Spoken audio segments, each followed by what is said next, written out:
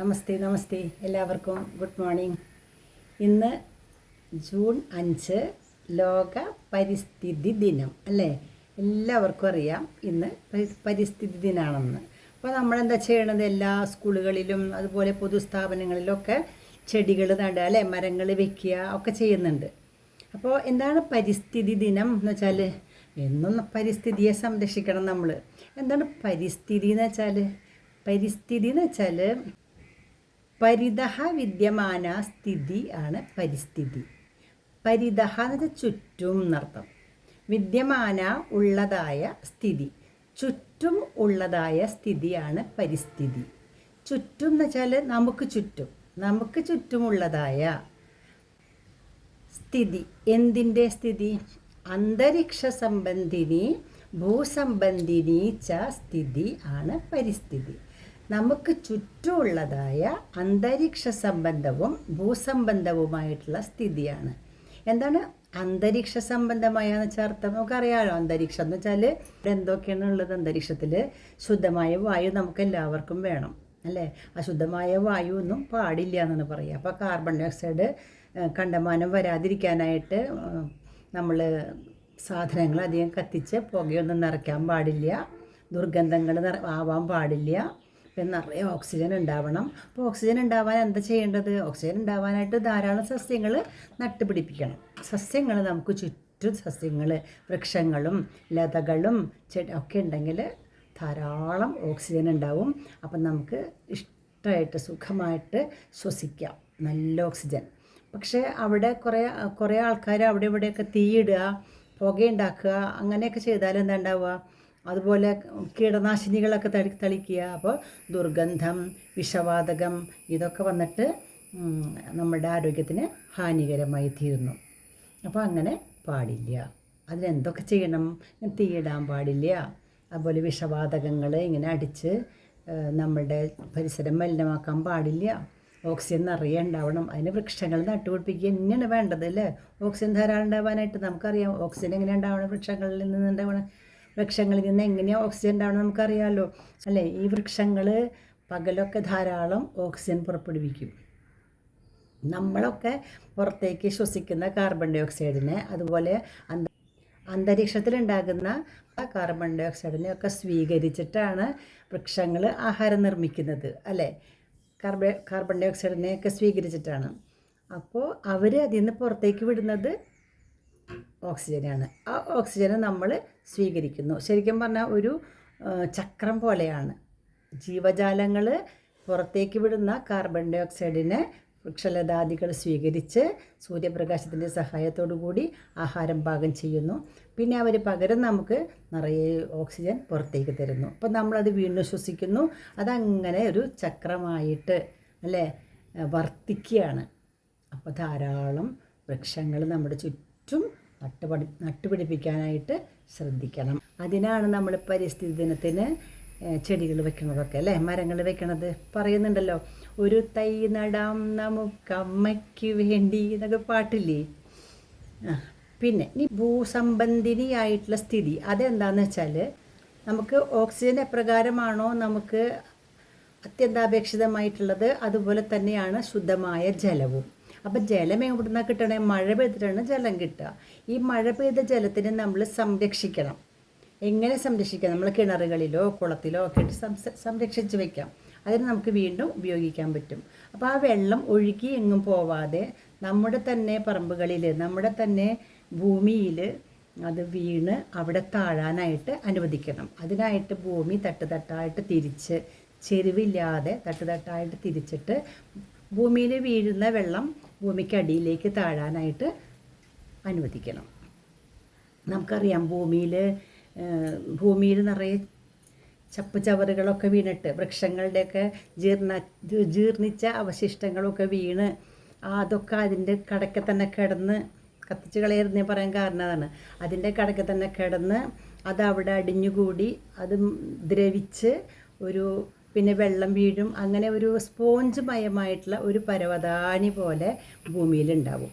ആ പരവതാനിയിലൂടെ വെള്ളത്തിന് താഴേക്ക് ഇറങ്ങാനായിട്ട് സാധിക്കും. എപ്രകാരമാണ് സ്പോഞ്ചിൽ വെള്ളം പിടിക്കുന്നത്, അതേപോലെ സ്പോഞ്ച് മയമായിട്ടുള്ള ഈ പരവതാനിയിലേക്ക് മഴവെള്ളം ഇറങ്ങി സംരക്ഷിക്കപ്പെടും. അപ്പോൾ ചെടികൾക്കൊക്കെ നല്ല സുഖമായിട്ട് ആ വെള്ളം ഉപയോഗിക്കാം. മാത്രമല്ല ബാക്കിയുള്ള വെള്ളം അടിയിലേക്ക് കിണർ തുടങ്ങിയിട്ടുള്ള കുളം തുടങ്ങിയിട്ടുള്ള ജലാശയങ്ങളിലേക്ക് എത്തിച്ചേരും ചെയ്യും. അതുപോലെ അതിനാണ് നമ്മളിങ്ങനെ ഭൂമി തട്ടായിട്ട് തിരിച്ചിടണം. വെള്ളത്തിനെ നമ്മുടെ വീട്ടിൽ നമ്മുടെ പറമ്പിൽ വീഴുന്ന വെള്ളം പുറത്തേക്ക് ഒഴുകി പോവാതിരിക്കാനായിട്ട് ശ്രദ്ധിക്കണം എന്ന് പറയുന്നത്. അപ്പോൾ അങ്ങനെ ഭൂമിയിൽ വീഴുന്ന വെള്ളം ഭൂമിയിൽ തന്നെ താന്ന് ജലാശയങ്ങളിൽ സംഭരിച്ച് നമുക്കത് പിന്നീട് ഉപയോഗിക്കാവുന്ന രീതിയിൽ ആക്കി തീർക്കുക. അതാണ് ഭൂസംബന്ധിനിയായിട്ടുള്ള സ്ഥിതി എന്ന് പറയുന്നത്. പുറത്തേക്ക് ഒഴുകിപ്പോയാൽ ആ വെള്ളം എവിടേക്കാണ് പോവുക? അവസാനം പുഴയിൽ വന്ന് ചേരും. പുഴയിൽ നിന്ന് വെള്ളം കടലിൽ പോകും. കടലിൽ പോയാൽ ആ വെള്ളം പിന്നെ ഉപയോഗശൂന്യമാണല്ലേ. ആ വെള്ളം നമുക്ക് കുടിക്കാനൊന്നും പറ്റില്ല അല്ലേ. അതെ, അങ്ങനെ അപ്പോൾ നമ്മുടെ പറമ്പിൽ വീഴുന്ന വെള്ളം പുറത്തേക്ക് പോകാതിരിക്കാനായിട്ട് ശ്രദ്ധിക്കുക. അതിനാണ് വളപ്പൊക്കെ വൃത്തിയാക്കിയിരുന്നത്. പിന്നെ മറ്റൊന്ന്, രോഗങ്ങൾ വരാതിരിക്കാനായിട്ട് കൊതുകുകൾ വരുമ്പോൾ, കൊതുകുകൾ നിറയുണ്ടായാൽ നമുക്ക് മലമ്പനി, മന്ത് തുടങ്ങിയിട്ടുള്ള അസുഖങ്ങളൊക്കെ വരും. അപ്പോൾ കൊതുക് വളരാതിരിക്കാനായിട്ട് ചുറ്റുമുള്ള സ്ഥലങ്ങളിൽ മഴവെള്ളം കെട്ടിക്കിടക്കാതിരിക്കാനായിട്ട് ശ്രദ്ധിക്കുക. വീടിൻ്റെ ഉള്ളിൽ തന്നെ നമ്മൾ ചില പാത്രങ്ങളിൽ, ചെടിച്ചട്ടികളിലോ അങ്ങനെയൊക്കെ വെള്ളം കെട്ടി നിൽക്കുന്ന പാത്രങ്ങളുണ്ടെങ്കിൽ അതിൽ വെള്ളം ഒരിക്കലും കെട്ടിക്കിടക്കാതിരിക്കാനായിട്ട് ശ്രദ്ധിക്കുക. പറമ്പുകളിൽ ചിരട്ട, അതുപോലെ ചെപ്പുകൾ അല്ലെങ്കിൽ ചകിരി തുടങ്ങിയിട്ടുള്ള പല സ്ഥലങ്ങളും ഇങ്ങനെ ഈവൻ ജാതിക്കയുടെ തൊണ്ട് പോലും ഇങ്ങനെ കിടന്നാൽ മതി. മലർന്ന് കിടന്നാൽ അതിലിരിക്കുന്ന വെള്ളത്തിൽ പോലും കൊതുക് മുട്ടയിട്ട് കുഞ്ഞുങ്ങൾ ഉണ്ടാക്കുന്നുണ്ടെന്നാണ് പറയണത്. അപ്പോൾ നമ്മൾ ജാതിക്ക പറക്കുകയാണെങ്കിൽ തന്നെ, ഞങ്ങൾക്ക് ഇവിടെ ജാതിക്കൊക്കെ ഉണ്ട്. അപ്പോൾ അത് പറക്കുമ്പോൾ നമ്മൾ എന്ത് ചെയ്യണമെന്ന് വെച്ചാൽ മാക്സിമം നമ്മൾ ജാതിക്കയുടെ തൊണ്ട് അപ്പോൾ പറക്കി കഴിയുമ്പോൾ തന്നെ ഏതെങ്കിലും ഒരു കുഴിയിലിട്ടിട്ട് ഇത്തിരി മണ്ണിട്ട് മൂടിക്കളയുക. അതല്ല എങ്കിൽ പറക്കി കഴിഞ്ഞാൽ ഉടൻ തന്നെ ഈ തൊണ്ട് കമിഴ്ത്തി വയ്ക്കുക. അപ്പോൾ കമിഴ്ത്തി വെച്ചാൽ അതിൽ വെള്ളം കെട്ടി നിൽക്കില്ല. പിന്നെ ഞാൻ പറഞ്ഞ പോലെ ചിരട്ട തുടങ്ങിയിട്ടുള്ള സാധനങ്ങളൊന്നും ഇങ്ങനെ മലർന്ന് കിടക്കാതിരിക്കാൻ ശ്രദ്ധിക്കുക. കുഴികളൊന്നും ഉണ്ടാവുക, കുഴികളിലൊന്നും വെള്ളം കെട്ടി നിൽക്കരുത്. പ്ലാസ്റ്റിക് കത്തിക്കരുത്, മണം, അസുഖം. പ്ലാസ്റ്റിക് കത്തിക്കുക എന്ന് പറഞ്ഞാൽ പ്ലാസ്റ്റിക്കിൻ്റെ ഉപയോഗം കഴിയുന്നതും കുറയ്ക്കുക. അതൊക്കെയാണ് ചെയ്യേണ്ടത്. പ്ലാസ്റ്റിക് അപ്പം ഉപയോഗിക്കാതിരുന്നാൽ തന്നെ പിന്നെ അത് കത്തിക്കേണ്ട ആവശ്യം വരുന്നില്ല. ഇപ്പം നമ്മുടെ പഞ്ചായത്ത് അടിസ്ഥാനത്തിൽ പ്ലാസ്റ്റിക്കൊക്കെ ശേഖരിക്കാനായിട്ട് ആൾക്കാർ വരുന്നുണ്ട്. അതൊരാശ്വാസമാണ്. പിന്നെ നമ്മുടെ നമ്മൾ തന്നെ കൃഷി ചെയ്തുണ്ടാക്കുന്ന വസ്തുക്കൾ, നമ്മുടെ തന്നെ പറമ്പിൽ നിന്നും കിട്ടുന്ന വസ്തുക്കൾ നമ്മൾ കഴിക്കാൻ ശ്രദ്ധിക്കുക. കാശ് കൊടുത്ത് വിഷമുള്ള അടങ്ങിയിട്ടുള്ള സാധനങ്ങൾ, പച്ചക്കറികൾ പോലും നമുക്കറിയാലോ, തക്കാളിയിലും അതുപോലുള്ള മറ്റ് പച്ചക്കറികളിൽ നിന്നൊക്കെ ഇഷ്ടംപോലെ വിഷമുണ്ടെന്നാണ് പറയണതിൽ. തമിഴ്നാട്ടിൽ നിന്നൊക്കെ വരണ പച്ചക്കറികളിൽ ഞാൻ നല്ലൊരു വീഡിയോ കണ്ടു. അതായത് വിൽക്കാനുള്ളതല്ലേ, കേടുവരാതിരിക്കാൻ അവർ ശക്തിയുള്ള കീടനാശിനികളൊക്കെ അടിക്കുകയാണ്. അത് ഒരിത്തിരി അതിൻ്റെ ഒരു മണം വന്നാൽ മതി, പക്ഷികളൊക്കെ അവിടെ ചത്ത് കിടക്കണ കാണാം. അപ്പം പിന്നെ നമ്മുടെ കുട്ടികൾക്ക്, നമുക്ക് തന്നെ അത് കഴിച്ചാൽ എത്രത്തോളം ഹാനികരമാണെന്ന് നമുക്കറിയാലോ. അപ്പം അങ്ങനെ കഴിയുന്നതും പുറത്തുനിന്ന് വാങ്ങിച്ച് കഴിക്കാതെ നമ്മുടെ തന്നെ പറമ്പിലുള്ള മുരിങ്ങ, അതുപോലെ പലതരത്തിലുള്ള ഇലകളില്ലേ, ചേമ്പ്, ചേന, മുരിങ്ങ, മത്ത, കുമ്പളം, ഇതിൻ്റെയൊക്കെ ഇലകളൊക്കെ ഉപയോഗിക്കാം. അതിൻ്റെ കായ്കൾ ഉപയോഗിക്കാം. അതുപോലെ കുറച്ച് വാഴയൊക്കെ വച്ചിട്ടാൽ കായ കിട്ടും. അങ്ങനെ മാക്സിമം നമ്മുടെ സാധനം മാത്രം നമ്മൾ ഉപയോഗിക്കാൻ നോക്കുക. പോരെങ്കിൽ മാത്രം പുറത്തുനിന്ന് വാങ്ങാൻ. ഇനിയിപ്പോൾ അങ്ങനെ വാങ്ങണം, എല്ലാവർക്കും അങ്ങനെ കൃഷി ചെയ്യാൻ സ്ഥലമില്ല എങ്കിലേനും അത് വാങ്ങിയിട്ട് നമ്മൾ നന്നായിട്ട് സോപ്പ് വെള്ളം കൊട്ടിലോ, മാക്സിമം അങ്ങനെ ചെയ്യണേ, സോപ്പ് പൊടി കലക്കിയിട്ട് ആ വെള്ളത്തിലിട്ട് കുറേ നേരം വെച്ച് നന്നായിട്ട് കഴുകി വിഷവും സോപ്പും ഒക്കെ നന്നായിട്ട് പോയതിന് ശേഷമൊക്കെയാണ് അതെടുത്ത് ഉപയോഗിക്കേണ്ടതാണ് പറയുന്നത്. അല്ലെങ്കിൽ ഉറപ്പായിട്ടും നമുക്ക് അസുഖം വരും. പിന്നെ കീടനാശിനികൾ തളിച്ചാൽ തന്നെ ഈ അന്തരീക്ഷത്തിൽ ഉണ്ടാവും, അതിൽ ആ ഫ്രൂട്ട്സിൽ നിറയെ ഉണ്ടാവും. അപ്പോൾ പഴങ്ങളായാലും തന്നെ പുറത്തുനിന്ന് വാങ്ങിക്കഴിക്കുമ്പോൾ സൂക്ഷിക്കുക. അതിനെത്രയും വിഷരഹിതമാക്കാനായിട്ട് ശ്രമിക്കുക. ഇത്രയൊക്കെയാണ് എനിക്ക് പറയാനുള്ളത്. അപ്പോൾ പരിതഃ വിദ്യമാന അന്തരീക്ഷ സംബന്ധിനി ഭൂസംബന്ധിനി ച സ്ഥിതി പരിസ്ഥിതി എന്നാണ് പറയണത്. നല്ല ഒരു പരിസ്ഥിതി മനസ്സിലാക്കിയിട്ട് അതുപോലെ ആചരിക്കണം നമ്മൾ. വൃക്ഷം തൈ നട്ടത് കൊണ്ട് മാത്രം പരിസ്ഥിതി ഒന്നും ആവില്ല കേട്ടോ. ഇതൊക്കെ ചെയ്യണം നമ്മൾ ചുറ്റുപാടും. അപ്പോഴാണ് അതിനെ സംരക്ഷിക്കാൻ സാധിക്കുള്ളൂ. പിന്നെ നമുക്കറിയാവുന്ന കാര്യങ്ങൾ മറ്റുള്ളവർക്ക് പറഞ്ഞു കൊടുക്കുക, നമ്മൾ അറിയാവുന്നത് നമ്മുടെ ജീവിതത്തിൽ പ്രവർത്തിക്കുക, അതാണ് വേണ്ടത്. ഓക്കെ. അപ്പോൾ ഇന്ന് ഈ ലോക പരിസ്ഥിതി ദിനത്തിൽ പരിസ്ഥിതി എന്നും സംരക്ഷിക്കട്ടെ എന്ന് ഞാൻ ആശിച്ചുകൊണ്ട് എല്ലാവർക്കും ശുഭാശംസകൾ നേർന്നുകൊള്ളുകയാണ്. ഓക്കെ. ഇനി നമുക്ക് നമ്മുടെ തന്നെ ചുറ്റുമുള്ള സ്ഥലത്തൊക്കെ പോയി കുറച്ച് സാധനങ്ങൾ കളക്ട് ചെയ്തിട്ട് നമുക്ക് ഭക്ഷണമൊക്കെ ഉണ്ടാക്കി കഴിക്കാം. പരിസ്ഥിതി ദിനത്തിൽ ഒരു തൈ നമുക്കും വയ്ക്കണ്ടേ? അപ്പോൾ അതിനായിട്ട് നമ്മുടെ കഴിവനുസരിച്ച് നമ്മളൊരു വലിയ കുഴി ഉണ്ടാക്കി ഒരു പ്ലാവും തൈ വയ്ക്കുകയാണ് കേട്ടോ.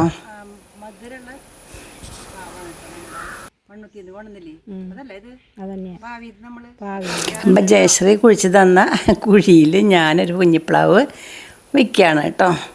നന്നായി വരട്ടെ ഈശ്വരാ. നല്ല മധുരമുള്ള ചക്ക കിട്ടണേ ഭഗവാനെ എന്ന് വിചാരിച്ച് കിഴക്കോട്ട് തിരിഞ്ഞിരുന്ന് ഞാനൊരു പ്ലാവും തൈ നട്ടു. അപ്പോൾ നന്നായിട്ട് വലുതായിക്കോട്ടെ കുട്ടാപ്പി.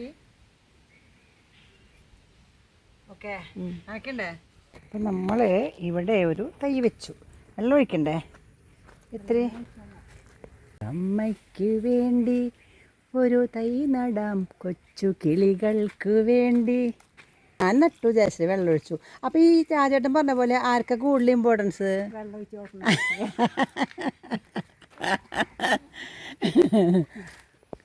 കരുവേപ്പില പൊട്ടിക്കണാ? ഇതിമൊന്ന് തല പൊട്ടിക്കാം, അപ്പോൾ ഉണ്ടാവും.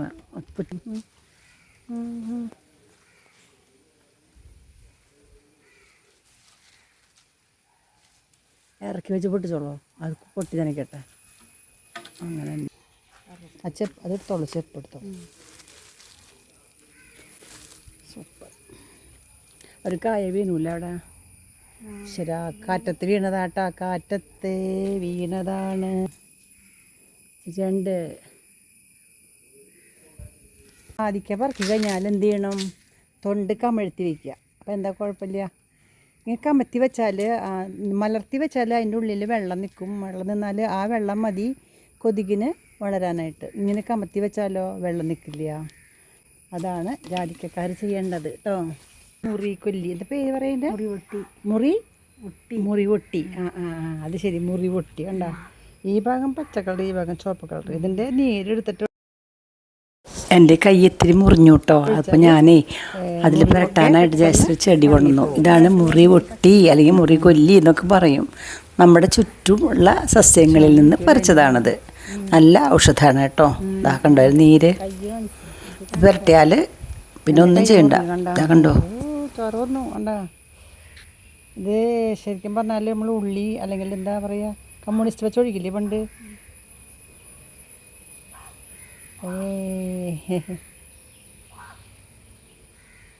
എൻ്റെ കയ്യമ്മ. അപ്പോൾ ഇതാണ്. ഇത്തിരി മുറിഞ്ഞു. ഇത്തിരി മുറിഞ്ഞാലും എന്താ കണ്ട, ഇങ്ങനെ ഈ ചോന്ന നീരുണ്ടല്ലോ, അതിങ്ങനെ ഒഴിച്ചാൽ എവിടെ മുറിഞ്ഞാലും, വിരൽ വേണ്ടി ഇവിടെ മുറിഞ്ഞാലും ഇത് ചുമന്ന് ചോരയാന്ന് വിചാരിക്കും. ചോരയല്ല, ഇതിൻ്റെ കളറാണ്. പെട്ടെന്ന് ഇത് റിലീഫ് ചെയ്യുന്നതാണ്. മുറിഞ്ഞാൽ ഇത് ഏറ്റവും നല്ല ഔഷധമാണ്. ഞങ്ങൾ കൊണ്ട് നട്ടുപിടിപ്പിച്ചേക്കണ്ട കേട്ടോ. അപ്പോൾ ചുറ്റുമുള്ള വസ്തുക്കൾ കൊണ്ട് നമുക്ക് ഔഷധം ഉണ്ടാക്കാൻ പറ്റുമെന്ന് മനസ്സിലായില്ലേ? പരിസ്ഥിതി ദിനത്തിൽ ഞാൻ ഇതും കാണിക്കേണ്ടി വന്നു. പെട്ടെന്ന് കൈ പറഞ്ഞതാട്ടോ. അവർ ചെറിയ സാധനം കൊണ്ടു. അപ്പോൾ ഇത്തിരി കഴിഞ്ഞാൽ ഉണങ്ങിക്കോളൂ കേട്ടോ, കുഴപ്പമില്ല. ചിലപ്പോൾ എങ്ങാനും ഇനി പ്രശ്നം ഉണ്ടായാലോ അല്ലേ? പോയിസൺ ഇഞ്ചക്ഷൻ എടുക്കൊന്നും വേണ്ടല്ലോ അതുകൊണ്ട് ഇനി. ഓക്കെ, തേം ഉണങ്ങിക്കോളൂ കേട്ടാ. ചോര എത്ര വന്ന അത് ഈ സമയമായിട്ടോ ചിലപ്പോൾ അല്ലേ? പിന്നെ ഞങ്ങളിതാ അടുക്കളയിലെത്തി. നമ്മുടെ മത്തങ്ങ പയർ കൂടിയിട്ട് ഒരു എളുപ്പത്തിലൊരു എരിശ്ശേരി ഉണ്ടാക്കിയിട്ടുണ്ട്. മത്തങ്ങയും പയറും വെന്തു. ഇനി അതിലേക്ക് ഇത്തിരി നാളികേരം അരച്ച് വെച്ചിട്ടുണ്ട്, അതൊഴിക്കണം. ഇതാ കണ്ടോ, നാളികേരം ജീരകം കൂടി അരച്ചതാണ്, അതിലേക്ക് ഒഴിച്ചു കേട്ടോ. നന്നായിട്ടൊന്ന് ഇളക്കിയിട്ട് തിളയ്ക്കുമ്പോൾ വറുത്തിടാം.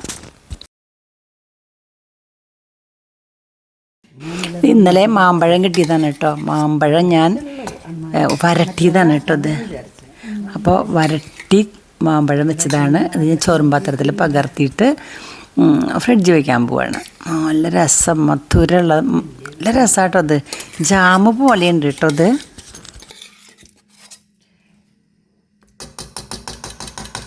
കഴിച്ചോക്കോ.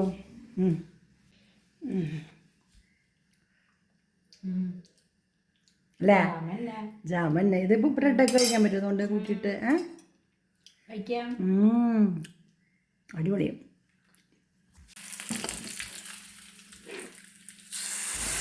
ഇത് എരിശ്ശേരി വറുത്തിട്ടു കേട്ടോ. പണി കഴിഞ്ഞു. അപ്പോൾ എരിശ്ശേരിയുടെ പണി കഴിഞ്ഞു. ഇനി നമുക്ക് കടച്ചക്ക കിട്ടിയിട്ടുണ്ടോ, അത് വെക്കണം.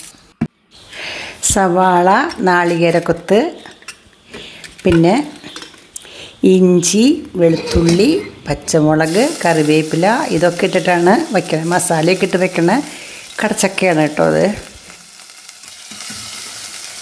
മല്ലിപ്പൊടി, മഞ്ഞൾപ്പൊടി, മുളക് പൊടി, മസാലപ്പൊടി ഒക്കെ ഇട്ട് നന്നായിട്ട് അങ്ങോട്ട് വഴറ്റിയിട്ട് കടച്ചക്കയും ചേർത്ത് ഒരു വിസിൽ വരുത്തിയപ്പോൾ അടിപൊളി കറി കേട്ടോ. കടച്ചക്ക മസാലക്കറി സൂപ്പറാണ് കേട്ടോ.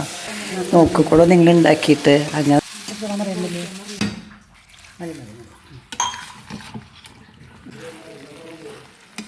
അങ്ങനെ അടിപൊളി രുചികരമായിട്ടുള്ള കടച്ചക്ക മസാലക്കറി ഉണ്ടാക്കി.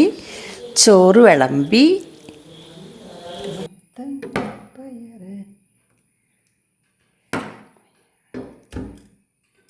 ചക്ക ഉപ്പേരി, മത്തങ്ങയും പയറും കൂട്ടാൻ രണ്ടും നമ്മുടെ സ്വന്തം പറമ്പിലത്തെയാണ്. ഇത് ഇന്നലത്തെ പുളിമോര് കുറച്ച് ബാക്കി.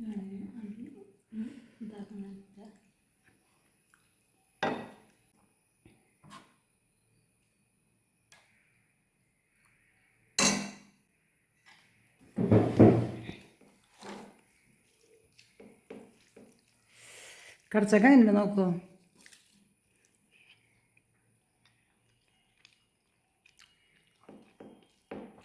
അടിപൊളിയല്ല.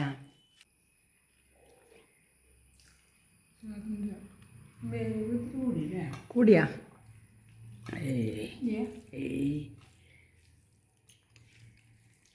ഇന്ന് പരിസ്ഥിതിനല്ലേ, പുറത്തൊന്നും ഒന്നുമില്ല. നമ്മുടെ സ്വന്തം പരിസ്ഥിതിയിൽ നിന്നും കിട്ടിയിട്ടുള്ള സാധനങ്ങളാണ്. മത്തങ്ങ അപ്പുറത്തുനിന്ന് പൊട്ടിച്ചു, ഇത്തിരി പയറിട്ടു, പിന്നെ നമ്മുടെ കടച്ചക്ക വെള്ളത്തെ പുളിമോര്, നമ്മുടെ പുളി നമ്മുടെ മോര് അല്ലല്ലേ. നമ്മുടെ പുളി മുറിച്ച് കളഞ്ഞോട്ട് ആ പുളിയുടെ പുളിയാണ് ഇട്ടതൊക്കെ. അപ്പം ഇന്നത്തെ പരിസ്ഥിതി ദിനത്തിന് നമ്മുടെ ചുറ്റുമുള്ള സാധനം കൊണ്ട് കറി വെച്ചു, ചോറ് വെച്ചു, ഊണ് കഴിക്കുകയാണ്. അപ്പോൾ എല്ലാവർക്കും പരിസ്ഥിതി ദിന ആശംസകൾ ഒരിക്കൽ കൂടി നേർന്നുകൊണ്ട് നമുക്ക് ഊണ് കഴിക്കാം. കഴിക്കാം.